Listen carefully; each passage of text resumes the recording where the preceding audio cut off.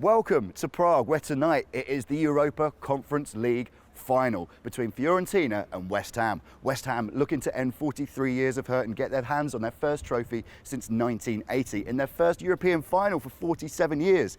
Fiorentina, on the other hand, looking to make up for a Coppa Italia final defeat just a couple of weeks ago.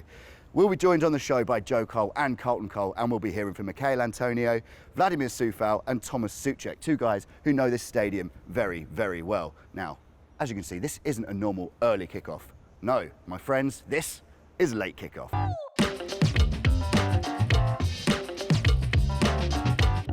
Yes, welcome to Prague. As you can see, I'm joined by two West Ham legends, Joe Cole, Carlton Cole.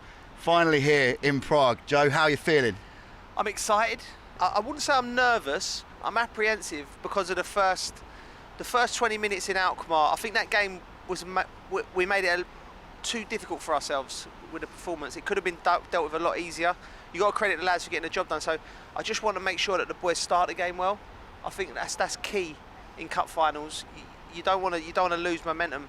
But yeah, apprehensive is the word I'd look for. It feels like a long time ago now, doesn't it, Alkmaar? Mate, it feels like it feels like I've been on holidays. I've travelled the world since then.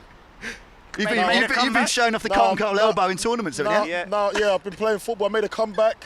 Like, mate, a lot has happened since then. So, but the boys, I think they've gone away. They've recouped. It was in Portugal while you was over there, wasn't you? You was playing. Was it that paddle sport you do? Yeah. So you bumped into them, saw Nobes. Yeah. But yeah, they look lovely and like relaxed. I think obviously David Moyes had wanted that vibe of just chilling. I see a few of them going on doing some aqua sports as well. They went to a water park, didn't they? Yeah. They looked very relaxed. They did. It was half water park, half golf, wasn't it? Yeah. Didn't manage to convince any of them to come playing paddle though. And you know what? For people at home will probably think, well, what they should be preparing. I think when you've got such a big game in front of you, them lads, they will be ready. There will be no stone unturned. Tactically, they'll be ready. Physically, now it's just about mentally. You sort of want to do things, don't you, Coley? Like just to take your mind off it. So a bit of golf, water slides, whatever it is. It does sound absurd to people at home, but I think it's a really smart move by David. It sounds like one of the famous Big Sam winter camps. Did I ever go on them? The less said about them, the better. The less said about them, the better. That was it was basically a stag do. I'll just tell you, I'm retired now. Yeah, I'll say how it is. It was a stag do, but this is obviously not going to be like that for them. These guys. Yeah, this wasn't that. They're just out there to just unwind, make sure that they get a bit of rest because it's been a long, grueling season for some of them, and most of them anyway. And I just feel that they needed it, and just get that team bonding as well. Probably go out for a few dinners, and just enjoy each other's time. Yeah. So now we're out here, how big does this moment feel? Because it's, the streets are talking, I've heard the streets, they're saying Fiorentina, West Ham in the Czech Republic, it's the Thomas Repka derby. How big does this game feel? I know you were excited you to were end the first up one to mention that. Of course I was. I'm a Thomas Repka historian, me. Yeah. But you were saying you were pleased it was Fiorentina. There's a bit more kind of like European pedigree about it. It feels big, doesn't it? It's definitely sexier than Fiorentina than Basel. I mean, like any team that gets to the final deserves it. They're not one of the top sides in Serie A, but they have got a history. We particularly from our era. That is Stuta. That's Rui sexy. Costa. That's sexy, man. It was like the viola. It's got something about it. Very similar clubs, actually. You're looking a little bit Italian lately as well with that grey beard. The grey beard's coming in. I'm looking for some clippers. I need to get this off. He's going goatee tomorrow night. Goatee, mate. Leave that. Ten Hag. Let's start Ten Hag. I've already had that one. Let's talk a moment about the tournament itself, the Europa Conference League, because I think when they announced that it was being formed a few years ago, people kind of looked at it a bit cynically. They kind of sneered at it. Yeah. And then last year, you see the celebrations when Roma won it. Where are they now? Where are they now? Crazy. Well, and then look what this means to... Mourinho got a tattoo, so he's giving it some prestige. Yeah. But it really is, and you look around Prague at the moment, and the city square or the old town, it's just covered in claret and blue. Like there are 20,000, 25,000 West Ham fans here, and probably thousands of Fiorentina fans on the other side of the city as well. This tournament really does mean something. It gives clubs a chance to have these great moments, and I don't know if you saw the footage from Aston Villa when they qualified for it. It's certainly didn't mean, and it meant a lot to them. Yeah, I think, you know, this competition was made for clubs like Fiorentina and West Ham, just on the cusp of that. You know, the fans that have been them fans that want the European adventure, that probably look enviously over at, you know, Fiorentina, they'd probably look at Juventus and AC Milan. West Ham probably look at Chelsea and Spurs, and we want a bit of that, you know, but it's never quite got there because of, you know, financial restrictions, things like that. So this competition, and we've criticised UEFA a lot, but I think they brought this to bring the footballing world together. That was their mandate, you know, and bring European football to other places, and it's been embraced. Roma, it's reignited that club. They loved it last year. Like Coley said, the Carlton, he got the tattoo. You know, and for West Ham, it's exactly the same. Coley, it's brought the club into a new echelon. Coley, really I was speaking to a Crystal Palace fan the other day. I was in Waitrose, and the geezer stopped me. Goes, "Oh, don't I envy you?" Yeah. And I was like, "What do you mean?" It's like, what, shopping in Waitrose? Yeah. Good stuff down there. Yeah, we're flexible, okay. right? Yeah, cool. I was getting some eggs and ham and some bacon. But he's like, "Don't I envy you?" And I've gone, "Well, what do you mean?" He goes, "Listen, you lot have got, not just me, he's talking about West Ham, you've got like silverware to play for." Yeah. You know what I mean? You're going on these trips abroad, fans are loving it. Like, you can't get that, like, because for a team like West Ham, we need something like this. It's been 47 years since Billy Bonds led a team to a final. Yeah. Do you know what I mean? It's a long time. I'm just so happy when we was just in the airport coming through yesterday. We saw some fans and they were like, do you know what, they're so excited because some of them have never been to Waitrose. And as we talked off camera, we were saying, just seeing the West Ham badge and saying, this is the way to go for that. This is the way to go for this. Like, I've never seen West Ham at that capacity before. It's so weird and surreal. Like that, there's West Ham badges like everywhere across the city. It's amazing, man. Yeah. And we might not be in this position again, you know. So we've got to savour the flavour. Yes, savour the flavour. That's the lyric of the day. I well, love it. West Ham fans might need signs to tell them where to go, but two boys who don't need any directions around this city are Thomas Souček and Vladimir Coufal, and we caught up with them ahead of their big homecoming. How special do you feel like your personal connections are with the fans? Yeah, I have to say I love West Ham fans. Their passion is amazing. You know, it's like to don't have a ticket and despite fly to the Prague and support your team is like, I'm not sure if I would do this, and that is showing how dedicated they are for the club. You know, is like absolutely amazing, and I'm here always for them, and yeah, like what else can I do than give every game 100%. Yeah, I also like the good connection with the fans because in my former team at the stadium with Slavia Prague, I had great connection and nearly like sing with them like all song. And now when it's, for example, I'm forever blowing bubbles when we are coming on the pitch and the fans singing, I'm singing too. So that's great how they support us. They are everywhere. So I'm just happy how many of them they are and how support us. And they are going whole season with us. And we want just give them this back. How do you say West Ham are massive in Czech? We have a lot of like way how to translate this phrase, but I would say West Ham is like skvělý. How's it go in the song? West Ham is skvělý, všude kde my jdem.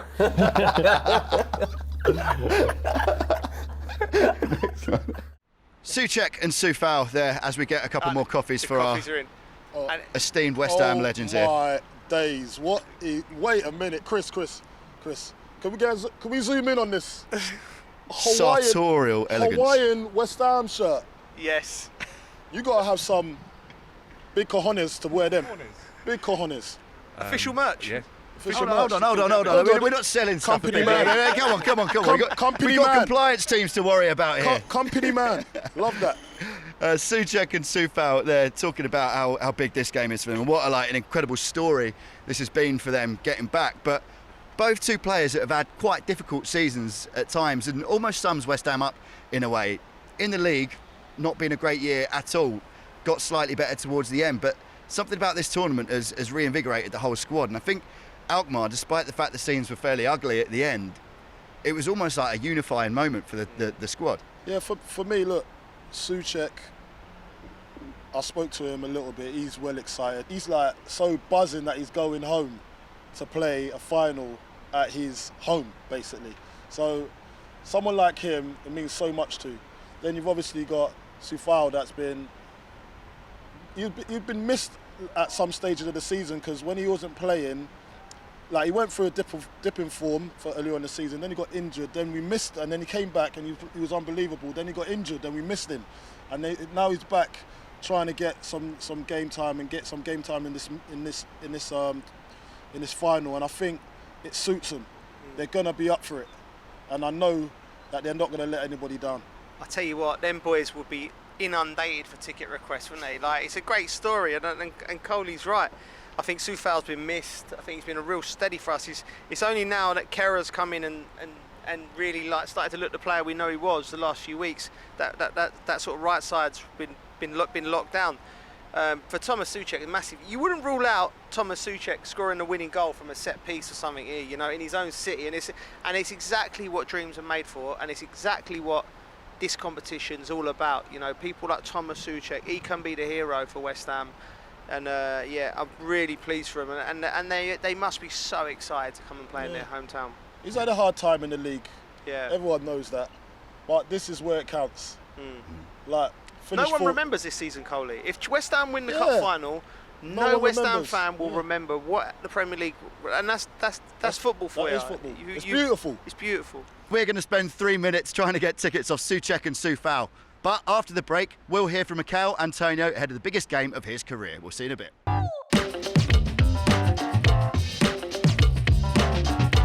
Welcome back to this preview show for Fiorentina versus West Ham United in the Europa Conference League Final. Still sounds strange saying it out loud. But you two have had such incredible experiences following West Ham over the last 2 years. You know, the European coverage, you two and Jules, it looks like it's been a laugh every second of the way, and I think for West Ham fans, obviously some of these games you only get 700, 800, 900 tickets. People can't go to all of these games in the same way, and so they can kind of only enjoy it through you guys and the way that you've been experiencing it. What's been like the highlight of this whole journey for you two? What, the 2-year journey on Europe? I think there's been so many highlights. I mean, it's a big responsibility, you know, because you know we have a great time. We go to work and it's a fantastic job. It's a great opportunity, but you want to relay what it's like, that, you know, to the fans, that you want them to try and be part of it, because like you said, not everyone can be here. I think the highlight for me was any time Carlton walks into the Winnebago, just seeing what clobber he's wearing. It's inspiring every time. That's the highlight. I can't pick it. There's a highlight reel. I should have took a picture every incredible scenes. Some nice European influence in there. Yeah. There's going to be. Do you know what? Listen, look, the highlights for me, it's been seeing this guy's beard grown to what it is today. Look at him. You go back, yeah, to the first time we done this. He didn't have this. I didn't have any grey hairs before I started working with Carlton and Jules. Carlton, for you, being kind of on the outside, you played so many times, nearly 300 times for West Ham. You had the big day out at Wembley in the playoff final, but coming up to this one, do you look at it a little bit like, I wish I was here 10 years later? Definitely not. This is their time. They've done this. They've put in the work. This competition weren't even around when I was around, you know, so I'm just happy to be part of it at a capacity, because I'm still part of West Ham. I'm obviously coach down there, and I feel the environment, I feel the vibe every day when you go into work. With my journey with punditry, this has improved me loads, and I can't thank West Ham enough, BT enough, for the journey that I've been on. He's helped me a lot as well, give me pointers here and there, so it's just been a collective thing. My journey with this thing is I've just grown into the man I am now, and I know there's more to come, so yeah, it's been great so far. Yeah, just, you know, it's a good question you asked, because I think as ex-players, you know, me in particular, you know, it's very easy to slip into, I wish I was playing still now, you know, and we all have our journey, all of our career, and you get what you get given. But I think ex-players, when you go back to your old clubs and you see what they're doing, sometimes they're doing good, sometimes they're not doing good, you know, but you should always know that you've been part of that journey. And I think if you look at it from there, you know, you don't, them little pangs of jealousy don't come, you know, like, and you're happy for the lads genuinely that are running, that are doing it now. You know, you've had your time, like Coley said, and now it's great to see these boys. And I don't want nothing more than all of these lads Wednesday night to become, you know, massive legends at this club, and rightly so, for putting some silverware on the table. And everyone I speak to, all my friends who are West Ham fans, that they're so excited. They can't wait. And these boys will be heroes to this club if they can put this trophy on the table. Well, from one big man up top for West Ham United to another, Becky Ives caught up with Michail Antonio ahead of what he calls the biggest game of his West Ham career. Final game of the season. The final is upon you. How are you feeling? I'm feeling good, to be fair. Nerves ain't set in yet. I feel they ain't going to kick in until Wednesday morning. But I'm excited. Very confident. I don't know if you've seen this, but their manager in the press conference has said they are perfectly prepared to use, I like the term dark arts, but tactical fouls. How do you feel about that? Well, I'm not surprised by it, to be fair. Playing in the Premier League, you get a lot of dark arts in it anyway, and I've had to deal with it many times. Playing Alkmaar at home, like, I got kicked all the whole game, never really got much from the referee. So, bring it on. Bring it on. What would you say to the fans before this game? How do you think they are going to be out in Prague? Oh, they're going to be unbelievable. I feel it's going to be one of those days like the last day at the bowling ground. The stadium was sold out. There were so many fans outside the stadium singing. It's going to be an amazing day. It's going to be an amazing atmosphere. And one thing I know about the West Ham fans is they're going to bring it. It's going to be unbelievable. It's the biggest day of my career. I think it's the biggest day of a lot of players at West Ham's career. And hopefully we can bring it home for the fans. Are you aware 2 trophies potentially could be coming your way that night? Yes, I am. Do you know what I'm talking about? Yes, I am. Top goal scorer. Golden boot? Golden boot and the actual trophy itself. I can see I'm 1 goal behind 2 of their players. So for me to win it, that means I need to score 2 more than them. So I'm definitely going for it, 100%. You're so confident. Is that you as a person every day, just in life? I believe in manifestation. I believe in say it and you believe it and it will happen. And I actually believe in this team for the run of form that we've had and everything we've done in Europe. I feel like it's only right for us to win it. How many times have you spoken aloud, I am going to win this trophy? Have you done it yet? I've done it loads of times. I couldn't even tell you how many times. It's minimum 50. Minimum 50 times I've done that. So I believe we're going to win it. And I'll say it on here. I believe we'll win it. Right, a very confident Michail Antonio there, but talking a little bit about the dark arts that he's predicting Fiorentina to use on him. Bit of a strange one to say that beforehand, I think. If you were David Moyes, what are you doing in that situation? Yeah, but you know, the Fiorentina is a real strange one from the Fiorentina manager. He's come out and said, actively and openly, we will have to be using professional fouls to stop West Ham's counter-attacks. Now, for me, David Moyes was well within his right when he goes to speak to the referee before the game to bring in the articles and making sure the referee knows.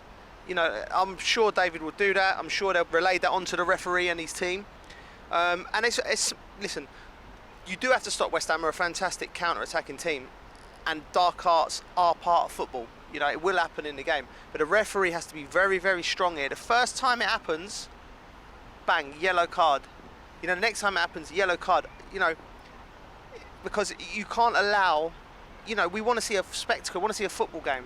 You know, we want to, so it's just a really strange situation that the Fiorentina manager has felt the need to make it public. Most managers will say one thing in the press and then they'll be telling their team a different thing. But Coley, you've got to look at this like this as well, though. Dark arts are part of the game anyway. It's a natural part of the game.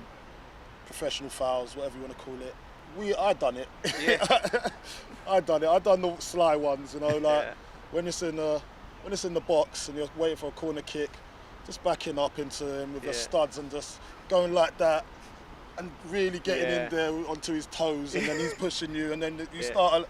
It happens. Yeah. But to come out and say it before, say that's what we're going to try and do, a schoolboy for me. What are you doing? Do you think they're trying to distract from the fact, like we spoke earlier about Fiorentina being they're such an attacking team. They're very blessed in attacking options. They've got, I think, 4 of their players in the top 10 or 12 goal scorers in the tournament. They're scoring a lot of goals. And if, I feel like the suggestion of the dark arts is almost taken away from, look, we're going to try and attack you, and we're not even going to resort to that at all. We're just trying to surprise you. What, don't West Ham have a football analysis guy? He analyses the games. We know exactly what they're about. That's not going to work. Yeah. It's not a decoy. There's no pretense now. Everyone knows where we're at. Yeah. But the thing is, I just find it strange that he'd come out and say something like that. That's just ridiculous. Do you know what I think that might be? It might be, sometimes managers, I've been lucky and fortunate enough to play in cup finals. Sometimes managers are the ones that do something silly. They lose their head. Yeah. The game might be too big for them. I've seen it. I wouldn't name names. It ain't the time to do it. But I've played with managers, and you're thinking they've done something at a cup final.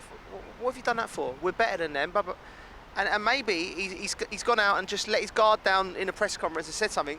And you got regretting it now. I'm sure he is regretting it, because the referee should, if he's doing his job right, should be on that from the start. Yeah.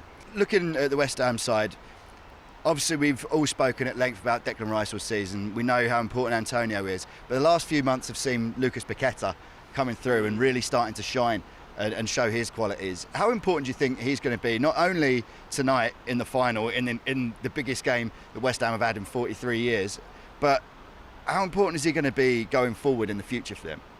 Oh, it's going to be crucial. I think he's an outstanding player. And do you know what I liked about him in the Alkmaar game? When it was real pressure moments, crucial moments, he went and got the ball in all areas of the pitch, and I love players like that. And rightly so. If you play for Brazil and you're number 10, that is proper scrutiny. So he ain't worried. So he's going to be so crucial for the lads tomorrow night. The first time, maybe the first 10 minutes, the game's white hot. There'll be players, trying to get the ball and do it quickly, do everything right. Lucas Paqueta will receive the ball, beat a man, drive through a line, turn it around the corner, win a foul or something, and then his whole team will go, relax. I think this time next year we'll be talking about him in tones where he's one of the top players in the country. I really think he could be that good. One of my greatest praises for him is that when you come from a different country to come and play in England, it does take a little time to get settled in. And sometimes they don't like the physical, being a player of his ilk, where he's got the skills to pay the bills. They don't like physical contact. They don't like being lifted. They don't like sometimes being fouled unfairly, and then they sulk and they go into themselves and say, I don't want to be here no more. They just keep on fouling. But he's standing up to it. He's giving a bit back as well. Then he's adding his skills on top. So he's coming to his own now. And that's what's impressive, his attitude towards getting better and conquering this league and being able to play in this league at the level that he wants to play at. Because there's no doubt he's one of the best players. If he gets going, he'll be one of the best players, as you said, in the league next year, if he keeps on going on this journey that he's on. All right, just lastly, I want to talk about David Moyes and how much this silverware could mean for him. It's been a tricky year for him. He's taken a lot of criticism from all angles. I think the fans at times have been a little bit against him, but seem to be back on his side now with the European run. How important for him would this silverware be? For him personally, it'd be a fantastic achievement. But for the club, I think it's an even bigger achievement. Because it's been like Coley said earlier, it's been such a long time. But David, I think he's in the prime of his career. I really do. I think he's weathered the storm. He kept West Ham in the league. He's blooded new players into the squad. They're all settled in now. I think if David decides to stay next year, I think next year will be even brighter. All right, very, very quickly, prediction. 3-1 West Ham. All right, prediction. 2-1 West Ham. Confident men there to my side. Of course, the song bubbles. It says fortune's always hiding. Well, tonight they may just find it. West Ham face Fiorentina in the Europa Conference League Final. The coverage of that starts tonight. BT Sport 1 at 6:30 p.m. We'll see you there.